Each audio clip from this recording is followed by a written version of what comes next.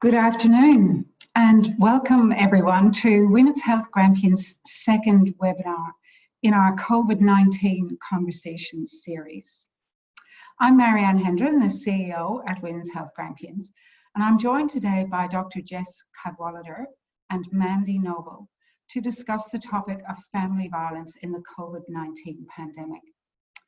Just to let you know, this webinar is being recorded and will be available on the Women's Health Grampians website in the next couple of days. Firstly, I want to acknowledge the traditional owners of the lands that we are all on as we deliver and listen to this webinar. Here in Ballarat, that's the Wathaurong people. I'd like to pay our respects to their elders, past, present and emerging, and acknowledge that sovereignty was never ceded. In this webinar, we focus on the issue of family violence, a subject that affects many of us. If this raises any issues or concerns for you, please contact 1-800-RESPECT. That's the number that you can see on your screen now, and that is the National Family Violence Counselling Service. If you have any questions during the course of the webinar, please enter them into the chat or Q&A box at the bottom of your screen, and we'll endeavour to answer them at the end of the webinar, time permitting. Otherwise, we'll follow up on your queries afterwards on our website. Over the past many weeks of distant working, we at Women's Health Grampians have been consulting with our partners and working hard within the staff team to develop resources that our stakeholders and members have told us would be useful to them. On Monday, we held a webinar on gender, relationships and parenting, which you can access on the website. This webinar is focused on family violence in the pandemic, as I've said, and in particular on issues that have emerged in our region and how services are responding. You may have been hearing, as this crisis unfolded, concerns being raised around the increased risk of family violence during the pandemic. There are several aspects to these concerns. For many people, including victim survivors of family violence, being at home is not always a safe place. We know from strong evidence that during times of disaster, that the risk of family violence occurring is elevated. In considering this, we draw on the work of our colleagues at the Gender and Disaster Pod, who have developed excellent resources in this area. Briefly, they're running through some of those issues. There is a tendency to revert to stereotypical gender roles during times of crisis and uncertainty, such as men taking on the role of protectors and decision makers, and women being seen as carers. We can also see a tendency to dismiss or downplay victim survivors' experience of violence more often during times of disaster, and to justify or excuse perpetrators' behaviour with statements like, he's just stressed or under a lot of pressure. Other factors that can increase the likelihood, frequency and severity of family violence are exacerbated by the COVID-19 pandemic scenario, including financial, employment and housing insecurity, and increased and sustained periods of time that families are together at home while isolated from other people. With all these issues in mind, I would like to now ask our two expert panelists, Jess Cadwallader and Mandy Noble, to introduce themselves. Thank you, Jess. Thanks, Marianne, and hi everyone. I'm Jess Cadwallader. I'm the Principal Strategic Advisor for the Central Highlands Integrated Family Violence Committee. That mouthful might not mean very much to some of you, but each region across Victoria has a family violence regional integration committee, which is a collection of services, including specialist family violence services, health services, community health services, AOD, mental health providers, Department of Education, for example, all coming together to try to strengthen the family violence response in particular areas. So the Central Highlands Integrated Family Violence Committee is the Central Highlands version of that, and Mandy's going to tell you about her end of the region. Thanks, Jess. Hello, everyone. Nice of you to join us. I'm Mandy, and I am one of 2 principal strategic advisors supporting the work of the Wimmera and Southwest Family Violence Partnership.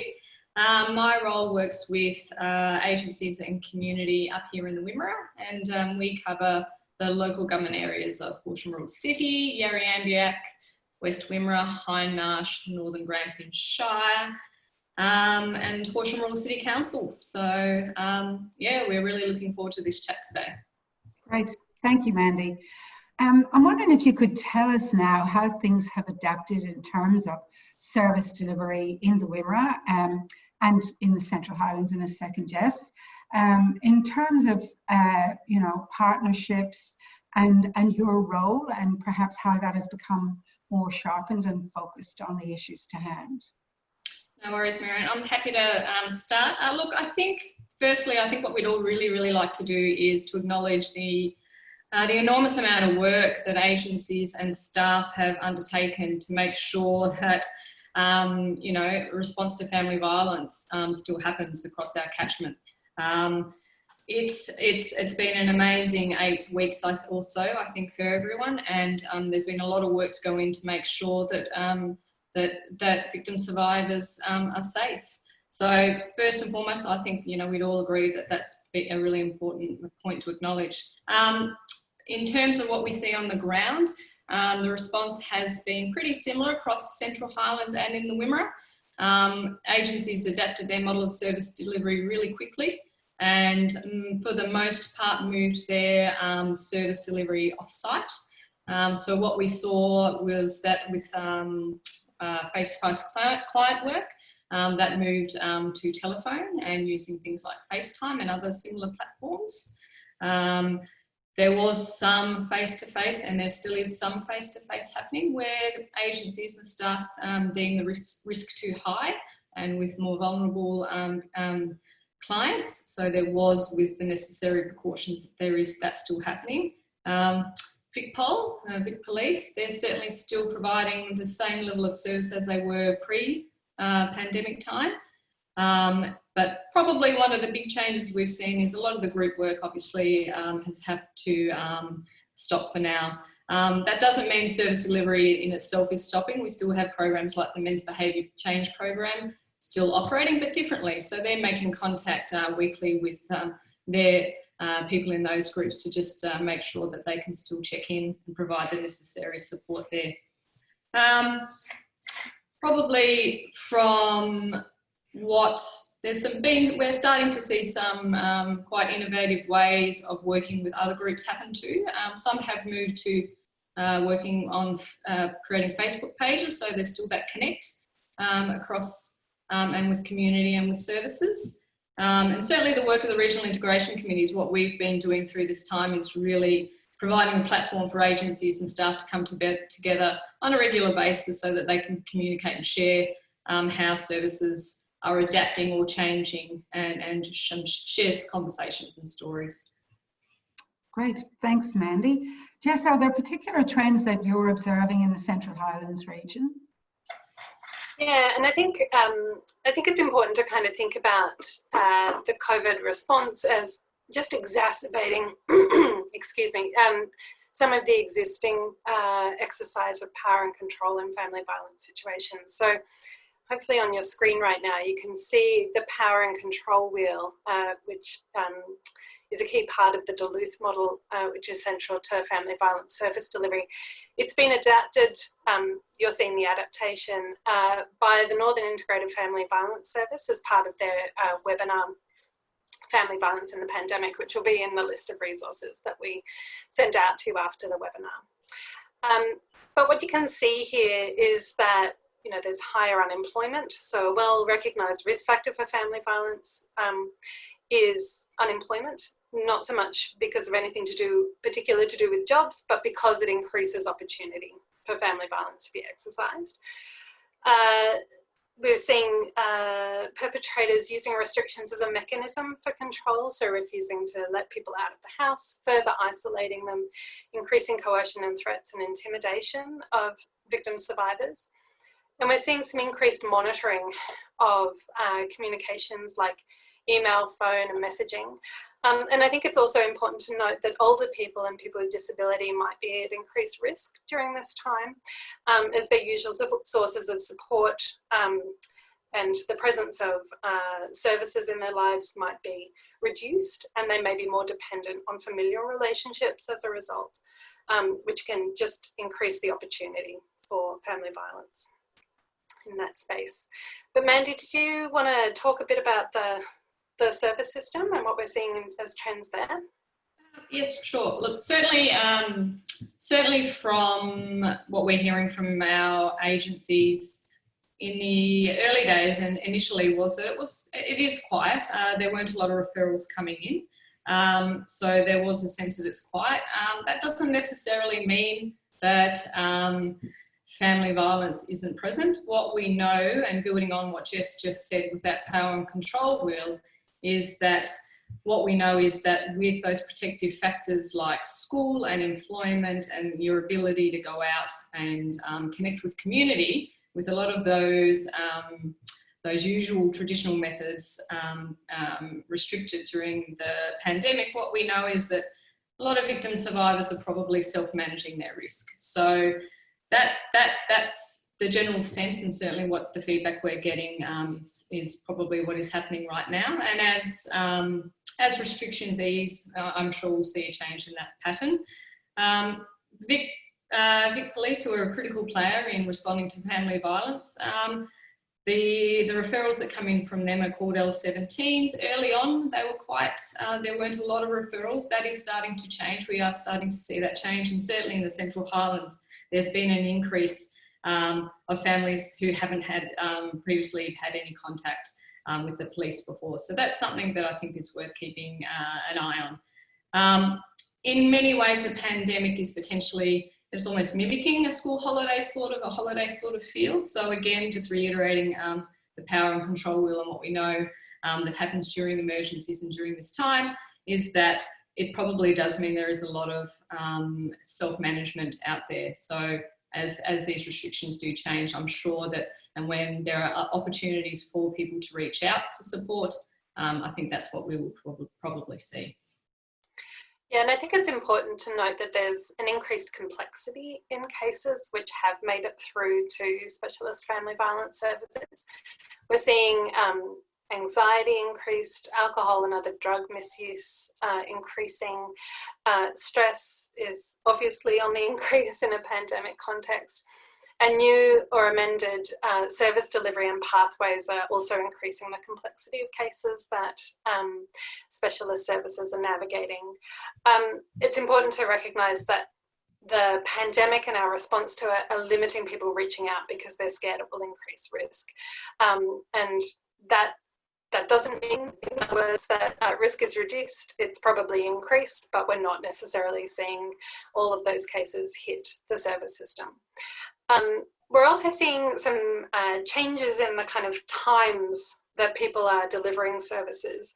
As people's own routines change with no work and no school to get to, staff are having to work more flexible hours, with most work occurring in the afternoons and in some instances into the evening, which is often complicated when you're trying to manage a full caseload within, you know, the 3 to 5 p.m. seems to be a particularly intense part of the day.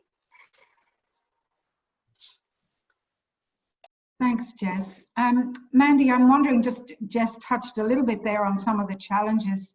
Are you aware of any other particular issues and challenges that services are facing in terms of ability to deliver or otherwise? Certainly one that is continually raised at our catch-ups is just being able to keep victim survivors and perpetrators in view.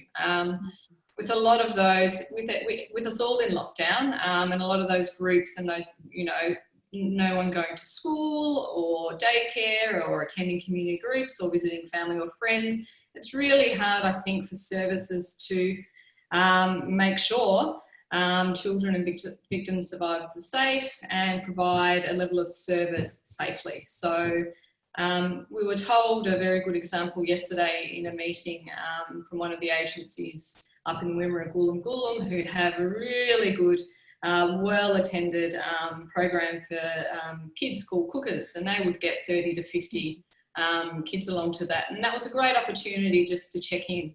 And obviously up until this point, that's not been able to happen. So I think that's a real challenge that agencies and staff are facing. And I also think that just opportunities to engage with clients safely, knowing that it's quite, that the perpetrator is probably close by, that's also posed significant challenges for agencies. Yeah, and I think one of the things I'd add to that, Mandy, is just that with the shift to working from home and some of the changes around the workforce, it's important to remember that we're talking about a largely female workforce in the specialist family violence context. And with this shift, we've seen some return to some gendered roles in many cases, added pressure of caring for children, homeschooling, working flexibly, and the complexity and intensity of doing family violence work within your home, your own home, which is often your safe space from work, adds some complexity to managing some of the stress and the vicarious trauma that can be part of delivering these services. It puts an increased burden on a large proportion of the workforces, and I think the risk of burnout is real. Services are seeking to put in place some protective strategies, particularly ahead of the expected surge, and there are different ways that that's happening, but seeking to mimic some of the coping mechanisms that people developed through workplaces. So checking in on each other regularly, and trying to build some of those more casual interactions that actually are quite protective of staff mental health. So it's good to see people working on addressing that issue. Thanks, Jess. Jess mentioned just then the notion of a surge once the lockdown phase of this pandemic ends, and certainly that's something that I've been hearing quite a bit as well, is the expectation that there will be quite a sharp increase in demand once people are sort of more out and about and able to access usual services. Mandy, are you aware of how agencies are getting ready to respond to that surge? Look, certainly it's well and truly on everyone's agenda, and agencies are making adjustments and preparing for that. And I know Jess will talk soon about some specific initiatives that are happening in Central Highlands across the service system. But I think at the minute they're saying that they're well prepared, and they're certainly will be able to manage caseload at this point. It's a really dynamic environment. I think that can change very quickly, but certainly at this point I think agencies are well prepared for any changes that might happen in that space. Look, for some, there's certainly a growing anxiety about the complexity and the intensity of the cases that will probably come through too. So I think that's something that's worth keeping an eye on as well. And there, I suppose we're kind of in this phase. Someone used the analogy yesterday. It's not like the response to this emergency is not like a bushfire or a flood. It's not something that we can kind of draw a line in and say, right, we've responded and now we'll move into recovery. It's a very dynamic and shifting thing. So I think that agencies are doing their utmost to make sure that they can look at different models of working, whether they do reintroduce some more face-to-face or on-site work, as well as continuing on with the telephone approach, just to make sure that they can be flexible and respond to whatever comes around the corner. Yeah, look, I think people have been incredibly innovative and have put a lot of work into adapting to this context, and regional integration committees have certainly kind of sought to play a role in kind of building the strategic response across the whole of the system. We've done a lot of supporting communication of changes to service delivery and associated referral pathways or eligibility changes. And this will be even more key over the next period, I think, because, you know, some agencies might be able to move back into an office context because they have the space to be able to achieve physical distancing in that context. Others won't be able to. And so having some communication about how services are being delivered, what mode of delivery people are using will be really important over the next little while. And it's important to note that people are really conscious that group work is really essential in this space. And so there has been some talk about whether with appropriate physical distancing measures and hygiene in place, whether some of that can recommence in the next couple of months. So people are really keen to get back to some of those things that have had to be suspended. Yeah. Thank you. Thanks, Jess. I guess something that has become a little bit, you know, part of the new language that we're talking about through this pandemic is the notion of silver linings, you know, new opportunities that have come about because of the pandemic that have maybe been accelerated or enhanced. And I guess, you know, thinking about the family violence service system and new ways that it's had to adapt to working. I'm wondering if you're aware of any practice or system improvements that you've seen that you think would be good to continue to carry forward post-crisis or post-pandemic. Okay. Yeah, so in Central Highlands, CHPIC had been doing some work around increasing the communication between specialist family violence services about what demand they were experiencing. And with the beginning of the pandemic, we introduced a collaborative demand management meeting, which we meet weekly to address demand issues together across the whole of the service system.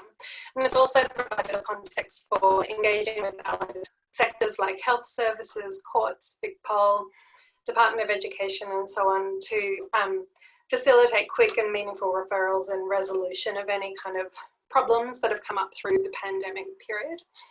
As part of that, we've also been talking about a joint allocations process across the specialist family violence services in Central Highlands, which will, I think, help to support services in sharing the load more fairly across the system and ensuring that clients get the quickest response that they can.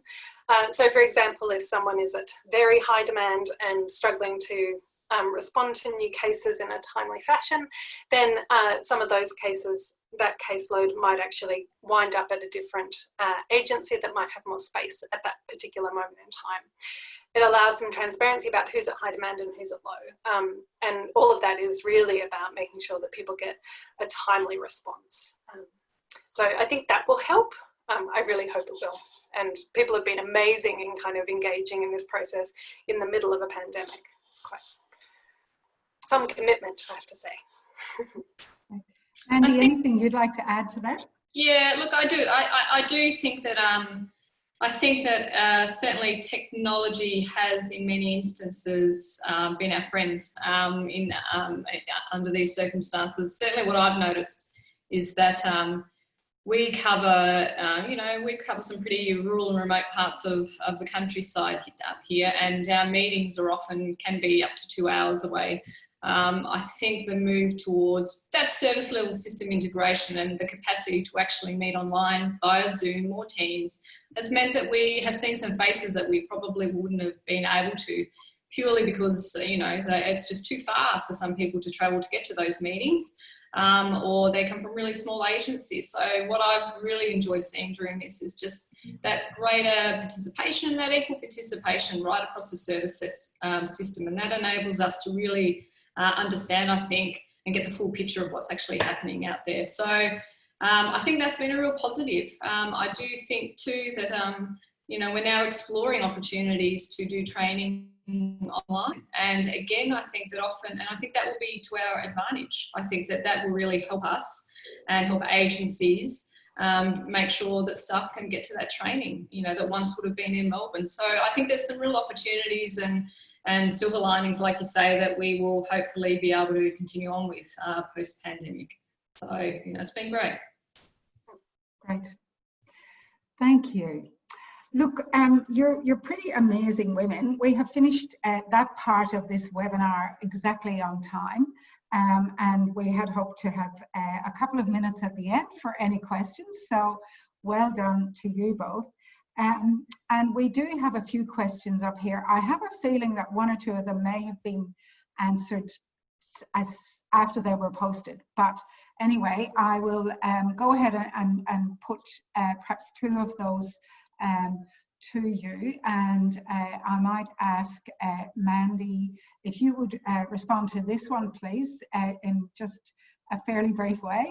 How has the pandemic period affected partnership and collaboration within the family violence service system? Has it been made more difficult? From my perspective, I think that it's probably not been more difficult. I think one thing that our partnerships offer, and certainly speaking on behalf of the Wimmera local area planning group, I think having those established structures just provides an easy way into making sure that work can happen.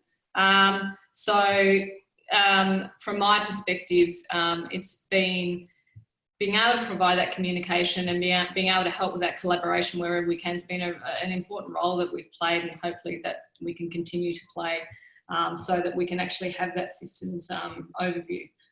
Sure. Great, thank you. Jess, one for you. Are there any long-term trends that the sector is anticipating as a result of COVID-19? Long-term trends. I mean, I think the question, I think that about the pandemic, about whether it's actually going to reach a point of returning to what we had thought of as normal, I think that's a really live question. And whether that actually means that over the longer term, we see some of these increases and decreases in family violence risk as we move in and out of restrictions, that's a real possibility, I think. And I think there has been, you know, we all want it to just, you know, restrictions to be lifted and everything to go back to how it was. But I think actually, you know, we need to be navigating the complexity of potentially restrictions coming back at various times and having some more kind of adaptable ways of delivering services and engaging within particular regions to navigate some of those ongoing risks will be really important. And I think we've laid some really important groundwork over this period for that kind of a response. Yeah, thank you. Look, we are pretty much out of time, I'm afraid. We did have one other question around how we can make sure that people in more remote parts of the region know where to get assistance, especially if there is a higher level of self-referral. I mean, I don't know if you've got a quick comment to make on that, perhaps, Mandy, but I can say that we will endeavour to put some information on the website afterwards in regards to that particular issue. Look, I think that's right. I think a starting point is certainly, you know, make contact with myself. I mean, if we are talking about the Wimmera, and I believe that there will be something coming out for participants in a few days. It does give those details. And we can certainly, you know, start from there and have a chat. Thank you. Look, I will say there may have been one or two other questions that we didn't get to, but we will certainly address those in the follow-up. I really want to thank you, Jess and Mandy. You've done a tremendous job. I think you've made things look very easy in the way that you've so naturally and fluently you know, gone through this conversation, but I can assure you, I know there's a lot of work and thought goes in behind the scenes. So very much appreciate that, and thank you very much. So look, shortly you should be seeing a slide with some referral options for the region. And also I wanted to make known that several resources have been mentioned throughout the webinar, and they'll be linked on our website. All participants will receive a follow-up email, and that will also highlight additional resources and useful contacts for you. And I'd encourage you to check our website and Facebook for further sessions. We are going to have more of these conversations covering different areas. Some are in the making as we speak. So we very much look forward to you joining us again. And thank you and take care. Thanks, everyone. Thank you.